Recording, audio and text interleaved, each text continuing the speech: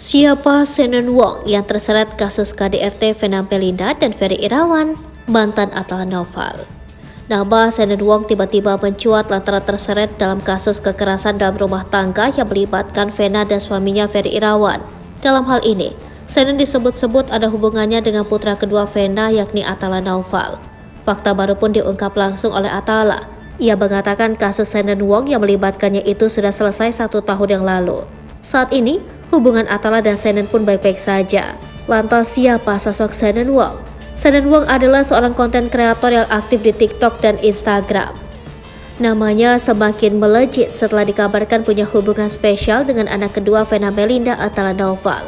Lahir di Bogor, 1 Oktober 2004. Shannon kini memiliki 5,3 juta pengikut di TikTok dan 900.000 lebih followers di Instagram.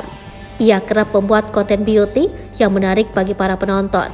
Selain memiliki wajah cantik dengan paras oriental, Shannon dikenal sebagai sosok yang riang dan menyenangkan.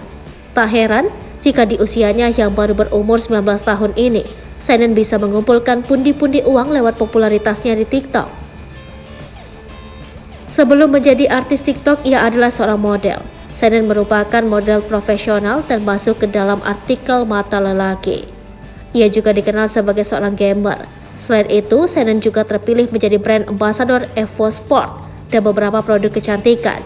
Shannon menjadi brand ambassador dari Evo Sport sejak 10 Januari 2022. Shannon Wong sempat bikin heboh karena melaporkan orang tuanya sendiri ke Polresta Bogor atas kasus kekerasan. Ia mengaku mengalami tindak kekerasan dari ayahnya sejak kelas 1 SD. Akibat laporan itu, Atala yang saat ini masih menjadi kekasihnya juga turut diperiksa polisi.